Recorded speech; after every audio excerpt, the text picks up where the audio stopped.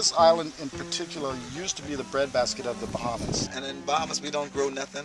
We don't even grow enough feed to feed a couple thousand people in Eleuthera. Back in the olden days, that's the only way where people were able to feed their children by growing things that they could cook, like cabbages, sweet potatoes, whatever. So it was a part of life. We had to do it. It was not a choice. My granddaddy used to have all of this on farmland one time ago. In the last 30 years, all the farmers just stopped farming. It's not like in the past. Believe it or not, when I first came here, there used to be so much produce inside. You had to walk on top. Very much of people farming like how they used to farm one time ago. Some of these older folks who was here, they could tell you, they had trucks lined up from the telco down there, down on the bridge. That's how many stuff products they used to have. This area used to be a big farming area. When I was growing up, they had a lot of farmers around here. And now, if they have 3 farmers, then that's plenty. The major farmers, they died out. And you know when y'all young people, I old now, so I can say, y'all young people, y'all didn't want to do that. Say it like that, you know. Because the older folks, you know, they were more into it. That's what they grew up on farm, you know. But the young people today want fast money. They ain't going through all that digging and villages. And they ain't want that dirty nails and whatever. Do some young people doesn't like, I'm plain speaking, doesn't like to work hard. The young people don't want to get dirty. You know, they call plumbers, farmers, and fishermen dirty people. If you're a young person and you hear the difficulties that the old person had, then how is that going to encourage you to go out there and invest a couple $1,000 in preparing that? You know, a lot of Bahamians like fast food. And fast food is what destroys you. That's what killing us. All these, we call them TV dinners and lean cuisine and all these different things. Not killing us. Listen, the best thing to do, go in the farmer's market and try to get the much natural stuff as you could. We got some local broccoli and squash, but the majority of our produce is still imported. From a supplier in Florida, we import weekly.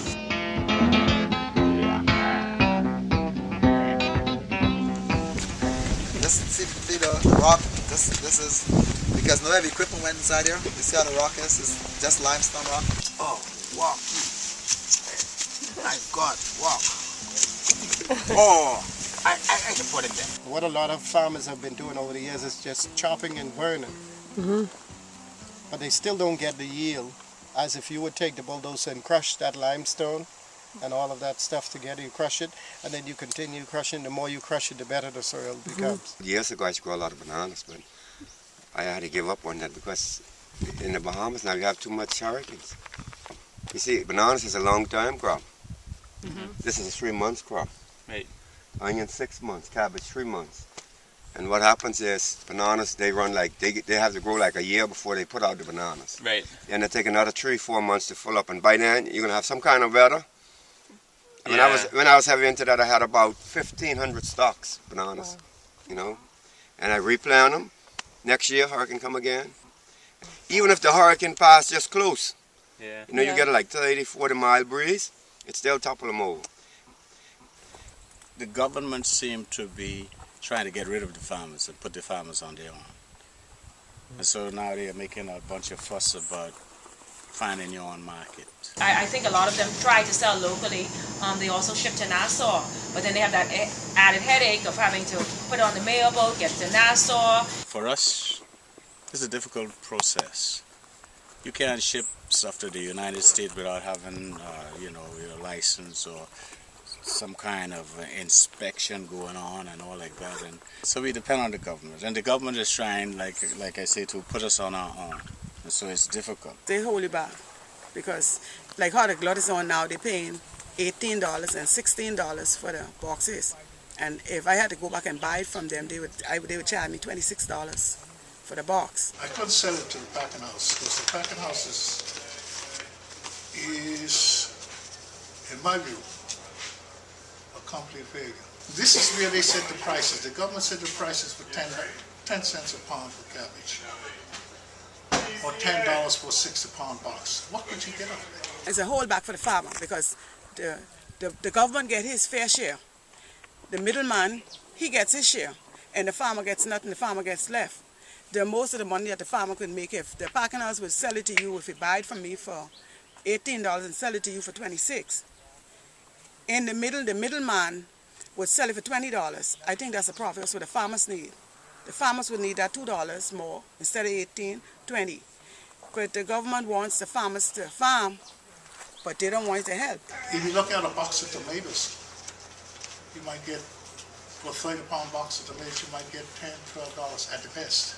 What could you do with that? You go to the packet house, they grade your stuff quite vigorously. I think the packing house system is really a discouragement to farmers. If you have a watermelon, say, shoot and put out here, and this stone touch it as it grows, it's going to put a scar on it. And if that scar get too deep, then they reject it from the packing house. They don't want it. If you carry 10 bushels of stuff, they pick out about 4 bushels, they give you 6 back, and they tell you out of 6, you just need to throw it away. So we got a lot of problems. The insect gonna give you a problem, because they don't eat the watermelon, but the greenness of the skin, they would just rake that off, and they leave it sort of scarred. And it's quite good, but once they get too much of that on it, again, it's rejected. We had a farmer brought some watermelons in, and he had like, I think 2 dump truck, no, we call it dump truck, and that was $9,000 right there. Once they reach that $9,000, they can't bring nothing here no more within that year period, till after the year, 12 months. You find yourself with a bunch of watermelons, so you say, what you gonna do with it?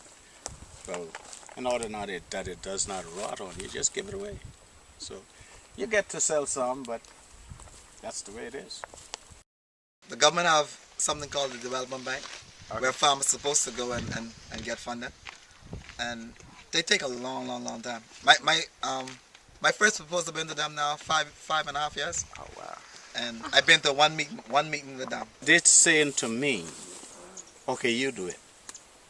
But where do I find the money to build a building, to get the equipment? And if you were able to do all of that, how am I going to operate it? If I wait for the government, I'll never start. I'll probably be 60 and still waiting on that. Someone say, let me help you, but you got to have $25,000 to put down. Right?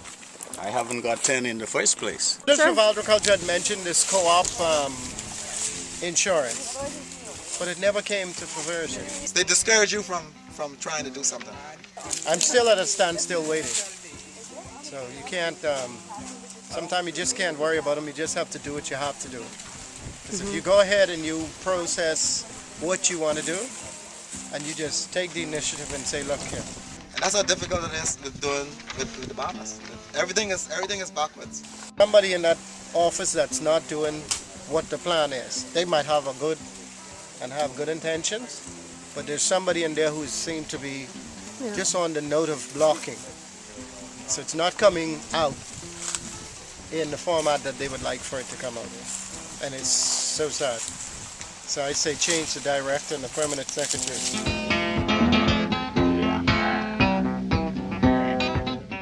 That's grandma's own, that's the spraying of the weed, because you can't afford to pay for weed, people to weed your field. If that's gonna kill me, the grandma's own, I gonna dead, because ain't no way in the world I'm gonna weed all of these ground.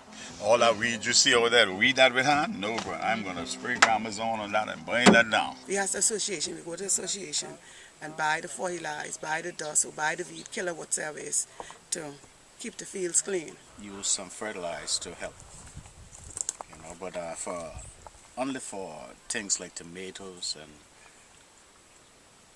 watermelons. But for the crops like pigeon pea, you don't need that much by way of fertilizer. You just plant them and let them sit. It costs money, like tomatoes, cabbage, onions. It costs money. And the people who plant the tomatoes, they spend a lot of money to buy fertilizers, they buy. Yeah.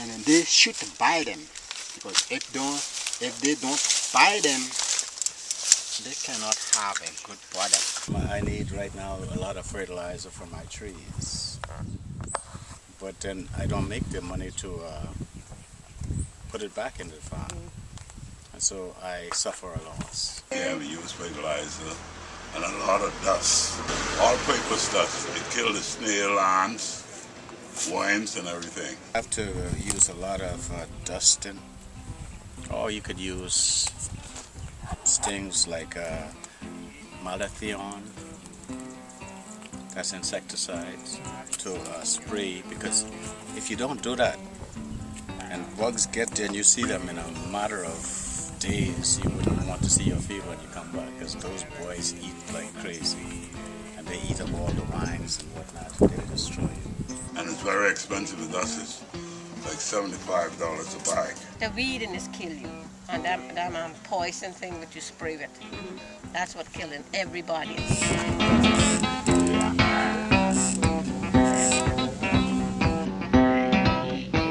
But we're going to have to establish ourselves as organic farmers. The old-fashioned way, that's the ideal way to farm. For we to do that, you're going to have to get the cooperation of all of your farmers.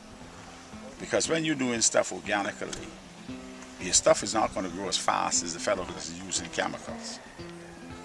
But it's going to be better quality stuff. I tell the people, that apple might look beautiful, but would your insides look beautiful after eating it? And you see, it's all about the prettiness, you know? It's all about the prettiness. These bananas is 100% organic. These bananas are growing natural.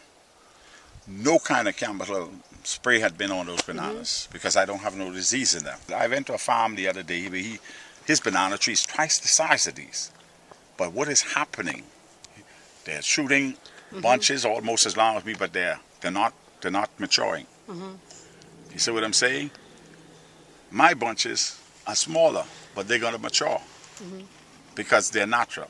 That's why I build those goat sheds. I'm going to use the manure from the goat shed and pile around my banana trees and fruit trees, and the manure will be giving me all the fertilizer that I really would need for my fruit trees. If we had big chicken farms like in those places, we could use the chicken manure. That's the best thing, chicken or cow manure. In fact, the old people, when I was growing up, they never used no fertilizer. I got some caves up on top of the hill there. They go in the caves and use bat manure. Everything grows well till the bugs come. Yep. But the bugs don't usually start to come until it starts heating up. But they will come. And that's usually the end of our season anyhow, so all of that stuff is then thrown on the compost pile. Well, for tomatoes, it's so hard. You can plant marigolds all your life, and those stupid insects still get to tomatoes, like I tell you. Sometimes, you know, you don't have no worms, and then sometimes they only waiting for the tomato to spring off. The neem tree, that is perfect for spraying. You can use the neem leaf and you can put it in a drum and you can steep it for a period of time and you can use that, strain that and use that to spray your vegetable. And it's one of, I wouldn't say the best, but it's a very good insecticide. Good. If you want a good soil, you cannot use a weed killer. When you weed and then drop all the weed on the ground, see all the weed? I drop them on the ground. They start building soil. Next 6-8 months, I can put some bean and some corn right there. We do lots of composting. So every fall when we start preparing the beds, we'll add in all the composty stuff. And we have to do that constantly because we got a lot of leaching over the course of the year. So, but that's our trick, is you always have to keep replenishing it. One farmer, whether it be me or not, would have to take the lead and prove to them. I'll have to bring them to my farm and say, look man, this is what I did. I didn't use fertilizer, I didn't use no chemical. We are thriving here. Everyone has responded and everyone has supported. And at the end of the day, it's going to cost you more money. So the housewives going to have to decide to pay more money for it. And once we get it in their brains that this is life, you're paying 10 cents to live longer. Now you can buy stuff for 5 cents and die early, and you can buy stuff for 25 cents and live longer. And once we can establish this into the hearts and the minds of the people, they will look on the quality that they're getting for the price. I wish the government would make it easier for the farmers to be able to have the knowledge and the equipment to farm a little easier. But I do it because I enjoy farming. Not for what I get out of it, but because that's just a way of sustaining yourself. And like someone says, it's therapeutic. You come at the farm, you enjoy yourself, you go home, you feel like, hey, I've done something for the day, I could relax. You don't get in trouble when you stay in the field, because only you and God and the birds. Yeah, so you know, it's always nice to be out and looking around, and as beautiful and fresh as you see the field is when you come in the field and you see it looking beautiful and fresh, you say, my life is just like that. Without doing that, then what else are you gonna do? There's no jobs, the hotels are closed, as you can see. And if I don't farm, then what else are I gonna do? Yes, it makes me happy. I feel like I can live a day longer if I take care of the field.